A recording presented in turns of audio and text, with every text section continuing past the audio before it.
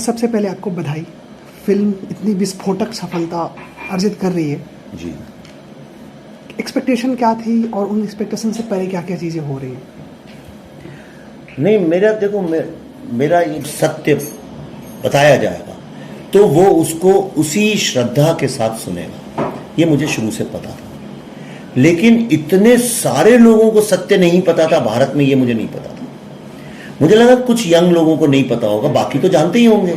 लेकिन मुझे सबसे बड़ा आश्चर्य भी इस बात का है, दुख भी इस बात का और सुख भी इस बात का है कि भारत के इतने करोड़ों लोगों को झूठ के नकाब में रखा गया, झूठ के पर्दे के पीछे रखा गया, और अब जब सत्य उनके सामने आ रहा है तो वो लोग उसको किस तरह से प्रेम दे रहे हैं, इसका भी मुझे आनंद है। जी, एक फिल्मकार के दो टारगेट्स होते हैं। फिल्म जिस विषय पे बनी हो उस पर चर्चा हो और फिल्म कॉमर्शियल सक्सेस हो। इस फिल्म के दोनों चीज़ें, दोनों अगर मुद्दा कहें, दोनों पहलुओं पर ये फिल्म खरी उतर रही है। कॉमर्शियल सक्सेस लगभग 200 करोड़ क्रॉस कर चुकी है जी। और चर्चा भी खूब हो रही है, चाहे सोशल मीडिया हो, आम पब्लिक हो, बसों में, ट्रेनों में, हर जगह चर्चा हो रही है। आपके लिए कौन सी ज़्यादा सक्सेस ज़्यादा इम्पोर्टेंट या फिर कहें ज़्यादा गहरा है, ज़्यादा डीप इफेक्ट करती है? देखिए, मैं तो काम कर रहा हूँ, मैंने तो अपनी अगली फिल्म पे भी काम शुरू कर दिया। मैं तो 24 घंटे काम कर रहा हूँ, अभी आपसे बात कर रहा हूँ, तो मुझे पता नहीं कहाँ क्या हो रहा है। पर हाँ, मैं इतना ज़रूर जानता हूँ कि भारत की जो माताएं हैं, जिनको हम गृहिणी बोलते हैं, जिनको हम कुछ समझते नहीं हैं, आमतौर पे देखा जाए मार्केटिंग वाले जब बात करते हैं, जो जनरली लोग बात करते हैं, उनको इग्नोर ही कर देते हैं कि उनका क्या, उनकी कौन सी ओपिनियन है। और जो भारत का यूथ है उसको भी सब सोचते हैं इसको बहकाया जा सकता है।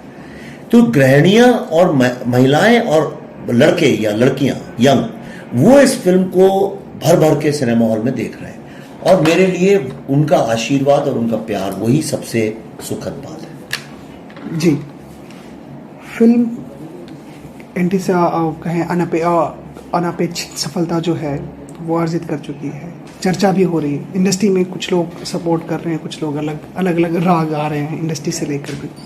बट एक चीज़ जो मैं अभी ट्वीट देख रहा था थोड़ी देर पहले राम गोपाल वर्मा जी का, जो उन्होंने कहा कि आप दोनों के बीच जो चर्चा हुई थी, बातचीत हुई थी, तो उन्होंने कहा कि आपने पूरा जो अब तक ट्रेंड सेट था वो बदल के रख दिया। आगे या बदलाव किस हद तक देखते हैं इंडस्ट्री? उन्होंने लिखा है इसके बाद विवेक गुड होगा, बॉलीवुड नहीं विवेक गुड होगा, ऐसा लिख दिया उन्होंने जी। वो अब रामू जी का अपना विचार है, पर ऐसा कुछ नहीं है। पर आगे इसमें एक चीज तो होगी कि जब कोई डायरेक्टर मेरे जैसा या राइटर जाके सिनेमा हॉल, वो प्रोड्यूसर्स या स्टूडियो से बोलेगा कि भाई मैं ये स्टार वगैरह में बिलीव नहीं करता हूँ, मैं अच्छे कलाकारों के साथ काम करना चाहता हूँ, तो कोई उनका तिरस्कार नहीं करेगा, उनको भगाएगा नहीं कि नहीं तुम पागल हो गए हो। दूसरा, कोई जब भारत की कहानियों पे, कठिन से कठिन कहानियों पे सत्य की कहानियां बताने की कोशिश करेगा तो उसको पहले की तरह बॉलीवुड वाले रोक नहीं पाएंगे। तीसरी बात, जो भारत का अंग्रेजी ना बोलने वाला, छोटे शहर का गरीब मध्यम वर्ग से आने वाला, जिनके माँ बाप जिंदगी भर त्याग, तपस्या, संघर्ष करते हैं बच्चों को बड़ा करने के लिए, वहाँ से अगर कोई युवा अपनी कहानी लेके आएगा तो उसको शर्मिंदा नहीं होना पड़ेगा इसलिए कि उसके कपड़े अच्छे नहीं है, अंग्रेजी नहीं बोलता। ये 3 काम तो मैंने कर दिए हैं। अब इसके बाद फिल्में बनाना, इस सब्जेक्ट पे कहानी बनाना, ये उनका काम है। जी, एक और चीज़ मानी जाती थी, कॉमर्शियल जो ज्वलंत मुद्दे होते हैं, लाइक कोई भी मुद्दा हो, इवन 370 हो या अयोध्या मंदिर हो, व्हाटएवर जो भी मुद्दा हो, जिनको ज्वलंत कहा जाता है, किसी भी रिलीजन से हो, किसी भी सब्जेक्ट पे हो, बट उनको कमर्शियल फिल्में नहीं मानी जाती थी। जब ऐसी फिल्में बनती थी उनको एक आर्ट फिल्में या फिर इस तरह के थोड़े बड़े फेस्टिवल फिल्में, इस तरह की फिल्में मानी जाती थी। आपकी फिल्म ने ये साबित कर दिया कि ये फिल्में भी कॉमर्शियल हो सकती हैं। क्या ये थिंकिंग अब बदलेगी? अब इस तरह के सब्जेक्ट्स पे लेकर लोगों की या फिल्मकारों की जो थिंकिंग है उसमें बदलाव आने की? बदलना ही पड़ेगा, कोई ऑप्शन ही नहीं है। क्योंकि आज का जो युवा है वो अब ये फूहड़ता देखना ही नहीं चाहता है, और आप जबरदस्ती उसके दिमाग में अगर फूहड़ता, देखिए पहले जैसे इंडिया में किसी को जिम के बारे में नहीं पता था कि भाई स्वास्थ्य बनाना चाहिए, खाना अच्छा खाना चाहिए, तेल कम खाइए, पता ही नहीं था हम लोगों को। पर जिस दिन हमको पता चल गया उसके बाद से देखिए अब जगह जगह पे जिम बन रहे हैं, बच्चे दौड़ रहे हैं, खाना अच्छा खाने लगे। एक बार आदमी को जब अच्छी चीज की आदत लग जाती है तो बुरी चीज नहीं पकड़ता। इस फिल्म ने आदतें बदल दी हैं। अब इसके बाद जब भी देखेंगे आप सिनेमा तो आप कहेंगे, कंपेयर करेंगे इससे बाकी फिल्मों को, उल्टा नहीं होगा। अब वो फुहरता वाली फिल्मों से नहीं कंपेयर होगा, वो फिल्में इससे कंपेयर होंगी। तो उस मामले में बदलाव तो आया है। आपने कहा इस फिल्म ने आदतें बदल दी हैं, क्या आपने में भी कुछ बदलाव आया इस फिल्म के बाद से, या थिंकिंग या फिर फिल्म निर्माण के तरीके या फिर जो अब तक सोच रहे थे उन सब? भाई देखिए, कुम्हार का काम नए नए घड़े बनाना होता है, अलग अलग तरह के घड़ों में बदलाव लाया जा सकता है, लेकिन कुम्हार खुद बदल जाएगा तो घड़े कौन बनाएगा? तो मैं तो वही कुम्हार हूँ जो 24 घंटे घड़े बना रहा है, बाकी वो घड़े देख के बाकी लोग क्या सोच रहे हैं वो उनका काम है। मोदी जी से आपसे बात हुई, क्या यह जो बातचीत थी पुनर्नियोजित थी या फिर सडन ये बातचीत मुलाकात हुई, और मुलाकात हुई तो बातचीत भी हुई होगी? क्या कुछ इंडस्ट्री से संबंधित आपने कुछ उनको सुझाव दिए या फिर उनके सुझाव रहे आपको मिले? देखिए, हर एक बात करना मेरे लिए शोभा भी नहीं देता और सही भी नहीं है, लेकिन इतना जरूर बताऊंगा कि मोदी जी जो है वो चाहते हैं कि भारत का विश्व में नाम मानवता का संरक्षण करने वाले राष्ट्र के नाम पे। भारत की मानवता को लेके बहुत ब्रेन वॉश किया गया, झूठ फैलाया गया है, वो उस झूठ को हटाना चाहते हैं। तो उसमें हमारी फिल्म किस तरह से एक सॉफ्ट पावर उनके योगदान दे सकती है, इसकी उनने सराहना की, और हम भी उनने जो एप्रूवेशन ऑफ 370 है उसकी सराहना करते हैं। जी, इसके अलावा आपने कहा था कि इस फिल्म से संबंधित काफ़ी डॉक्यूमेंट्स आपके पास हैं जो आपने रखे हैं, जो आपके पास हैं। सॉरी, कर दिया, अभी कॉल नहीं आएगा। हाँ हो रहा है, इसलिए मैंने फ्लाइट मोड पे डाल दिया, कॉल आ रहा था। सो काफ़ी चीज़ें रखी हैं, तो क्या कुछ वेब सीरीज़ वगैरह में भी लाने की प्लानिंग है? मेरे पास काफ़ी रिसर्च मटेरियल है, अगर चला तो उसको हम डॉक्यूमेंट्री और वेब सीरीज में काम कर ही रहे हैं, करेंगे। क्योंकि आपने कहा था कि स्टार सिस्टम नहीं होता, लेकिन अब आप खुद एक स्टार बन चुके हैं, बच्चा जान रहा है विवेकानंद अग्निहोत्री है कौन। शायद किसी डायरेक्टर को इतना ज़्यादा पहले कभी नहीं पहचाना गया था किसी भी सब्जेक्ट या फिल्म को लेके, बट अब तो शायद किसी फिल्म का नाम हो या ना हो, बट आपका नाम हर कोई जान रहा है। अब वो जो ब्रांड बन रहा है, वो जो ब्रांड वैल्यू, उसकी फ़ायदा उठाने की कोशिश रहेगी? क्या कुछ उस तरह के कंटेंट लोगों के सामने लाए जाएंगे? नहीं, मैं तो पहले इतनी बड़ी बड़ी स्टार्स के साथ फिल्म बना रहा था, चॉकलेट गोल्ड, मैं तो उन सबको लात मार के फिर मैंने 1 करोड़ की फिल्म बनाई, छोटी सी, बुद्धा एंड ट्रैफिक जैम, फिर वो भी बहुत छोटी थी, ताशकंद फाइल्स, ये भी बहुत छोटी है एक्चुअली। ये तो मैं तो वही का, मैंने कहा ना, मैं वही कुम्हार रहूँगा जो घड़े बनाता था। मुझे कोई शौक नहीं है, मैं ना तो स्टार समझता हूँ, ना प्रसिद्धि से मुझे कुछ फ़र्क पड़ता है। मैं बस ये चाहता हूँ किस तरह से मैं अपने राष्ट्र की ऐसी कहानियाँ भारत की लोगों तक पहुँचा सकूँ जिसको बनाने में सब डरते हैं। तो मेरी अगली 1-2 फिल्में जो मैंने सोची हैं वो भी जनता के हित में, राष्ट्र के हित में, और बहुत बड़ा सत्य लोगों के सामने लाने में काम करेंगे। कुछ वीडियोस फुटेज भी आपके पास थे, आपने पीसी में बोला था, उस फुटेज का क्या कुछ यूज करने वाले हैं लोग? उसके हमने ऑलरेडी एक 20 मिनट की डॉक्यूमेंट्री बनाई है जो हम लोगों को दिखाते हैं जगह जगह जाके, और हम उसकी एक वेब सीरीज भी बनाने की कोशिश कर रहे हैं। क्या वो पब्लिक डोमेन में लाने की? पब्लिक डोमेन में ही आएगी वो, अगर कोई फाइनेंस करेगा तो मैं बना दूंगा। अभी मेरे पास 4 आने भी फाइनेंस में नहीं है, कोई अगर उसमें पैसे लगाएगा तो कर देंगे। अब तो फिल्म 200 करोड़ कमा चुकी है, तो 200 करोड़ कमा चुकी है, लेकिन उससे मेरा क्या हो, तो जी से जाके बात करिए, आपको बताइए। तो सेठ कोई और बनता है इस इंडस्ट्री में, कमाता कोई और है, सेठ और कोई बनता है। जी, मैं कल कुछ वीडियोस देख रहा था, तो उसमें एक चीज़ सबसे ज़्यादा बात चर्चा में आई कि अभी अयोध्या 370 हटा, एक थोड़ा बवाल कश्मीर में थम रहा था, फिर अयोध्या मंदिर का विवाद वो हुआ, वो भी थोड़ा शांत हो रहा था, फिर ये फिल्म आ गई। तो कहीं ना कहीं आपकी इस फिल्म को कुछ लोग आग में घी का काम बोल रहे हैं कि आग में घी का काम कर रहे हैं, आपकी क्या टिप्पणी रहेगी?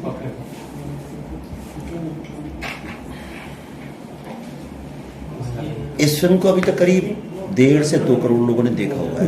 ये वीकेंड खत्म होगा तो 2 के ऊपर चला जाएगा। रोज पीवीआर आइकॉन वाले भी, आईमैक्स, वो सब डाल रहे हैं कि कितने लाखों लोग ने आए। उनमें से तो किसी एक आदमी ने नहीं बोला कुछ भी फिल्म के बारे में। जिनकी आप बात कर रहे हैं उनकी संख्या 100 भी नहीं होगी। एक्चुअली 4-5 ही हैं, फारूक अब्दुल्ला, उमर अब्दुल्ला, राहुल गांधी और उनके लघुए भगुए, उनके चमचे, और उनकी पार्टी के लोग और उनके लघुए भगुए और चमचे लोग ये बात कर रहे हैं। आप खुद बताइए, 2 करोड़ वर्सेस 10-15 लोग, तो उस तबके के बारे में क्या बात की जाए जो कहने मात्र को है। वो सब टेररिस्ट लोगों को सपोर्ट करते हैं, तो वो टेररिस्ट सपोर्टर्स हैं, खुले आम पब्लिकली सपोर्टर्स हैं। उनको तवज्जो देनी भी नहीं चाहिए। फिल्म जो एक और गंभीर विषय उठा रही, कश्मीरी पंडितों के विस्थापन का, फिर से उनको वहाँ पे जो पलायन हुआ था उनको फिर से स्थापित किया जाए। आप गृह मंत्री से भी मिले, प्रधानमंत्री से भी मिले, आपकी राजनीति में अच्छी पैठ भी है, तो क्या इस मुद्दे पर बातचीत हुई? मैं इतना ही बोल सकता हूँ कि जो गृह मंत्री और प्रधानमंत्री कश्मीर के बारे में जो सोच रहे हैं और जो काम कर रहे हैं, वो इसके पहले ऐसा कभी हुआ नहीं। उसके लिए बहुत हिम्मत और बहुत एक राष्ट्र के पीछे समर्पण की भावना होनी चाहिए। वो जो कर रहे हैं, आज की तारीख में अगर पूछें तो मैं उससे पूरी तरह सहमत हूँ। इससे ज़्यादा मैं कुछ हो रहा है। फिल्म में एक डायलॉग है, आपने फिल्म देखी है जी, उसमें एक डायलॉग है, अनुपम खेर मरने के पहले कहते हैं हो रहा है, हो रहा है, कुछ चीज़ें होती हैं पर दिखती नहीं है। ये वही हो रहा है। जी। एक और इंटरव्यू मैंने आपने देखा था, उसमें आपने कहा कि दो लोग गिल्टी हैं इस तरह के मुद्दे 32 साल बाद अब इतना गुबार उठ रहा है, तो इसके लिए दो लोग गिल्टी हैं, मीडिया भी है, तंत्र भी है, और इसके साथ आपने इंडियन फिल्म बॉलीवुड को भी दोषी ठहराया था। बॉलीवुड किस तरह से आप उनको दोषी मानते हैं? एंड अब इसके बाद से क्या आपको लगता है कि कुछ वो थिंकिंग या फिर वो जो अब तक सोच बनी रही एक सीमा के अंदर बनाने की, एक विशेष वर्ग विशेष को सहानुभूति दे के फिल्में बनाने की, क्या वो बदलाव अब धीरे धीरे चेंज होगा? बॉलीवुड ने क्या गुनाह किया वो मैं आपको बता सकता हूँ।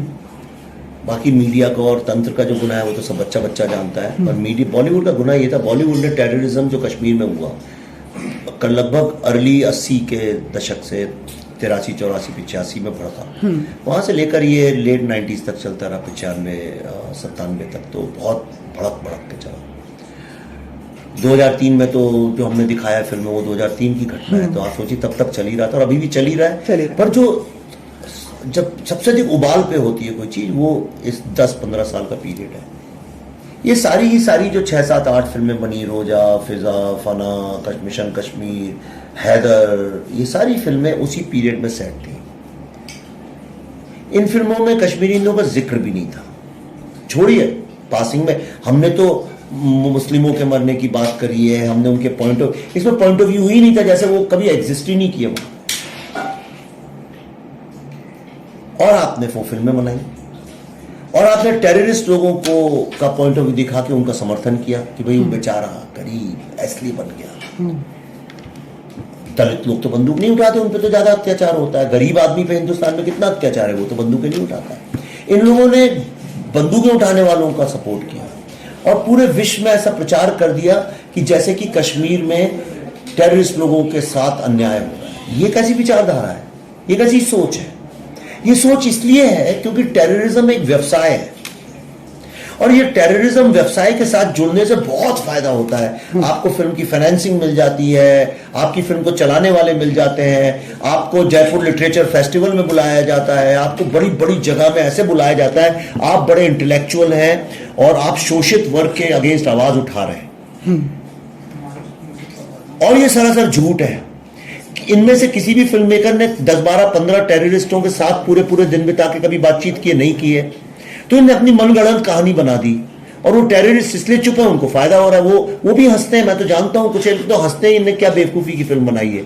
हमने इसलिए थोड़ी बंदूक उठाई कि हम पे अत्याचार हुआ, हमने तो इसलिए उठाई क्योंकि हमें बोला कि काफिरों को मार डालो। Isn't it? अगर नहीं तो रालिब गलीब शरीफ क्यों बोलते कि धर्म बदलो, भागो या मारो? वो ये कहते हैं हम पे अत्याचार हुआ इसलिए हम तुम्हें मारेंगे। ये बात समझ में आती है? तो ये झूठ जो बॉलीवुड ने फैलाया, उसने इस राष्ट्र मानवता के विनाश और टेररिज्म को प्रोत्साहन देने में बहुत बड़ा योगदान दिया है। इसलिए मैं उनको इस पूरी स्वतंत्र भारत की कहानी का विलन मानता हूं।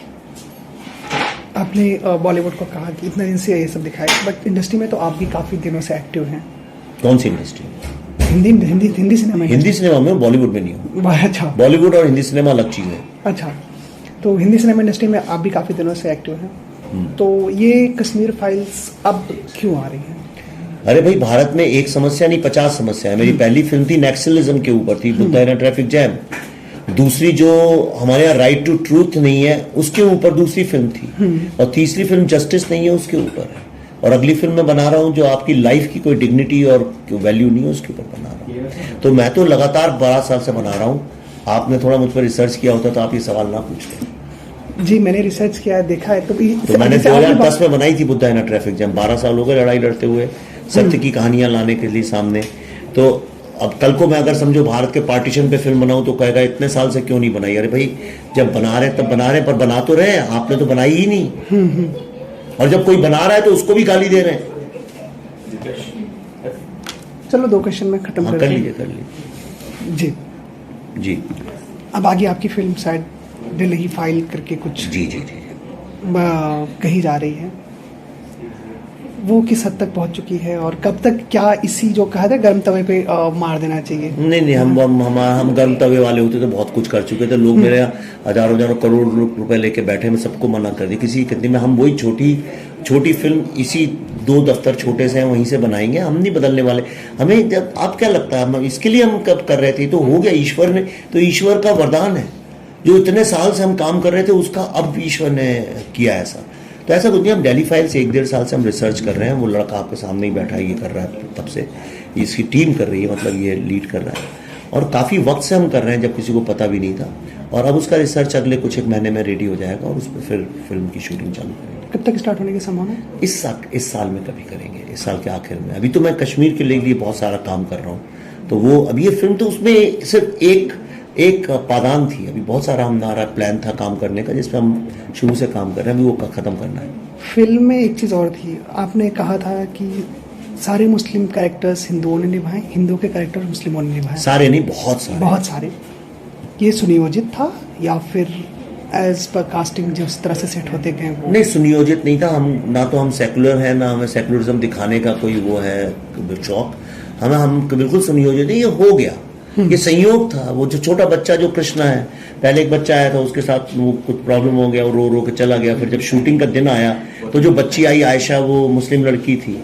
जब कास्टिंग हमने की तो हम तो नाम हम पूछते नहीं कास्टिंग, हम तो एक्टिंग देखते हैं जो अच्छा लगता है।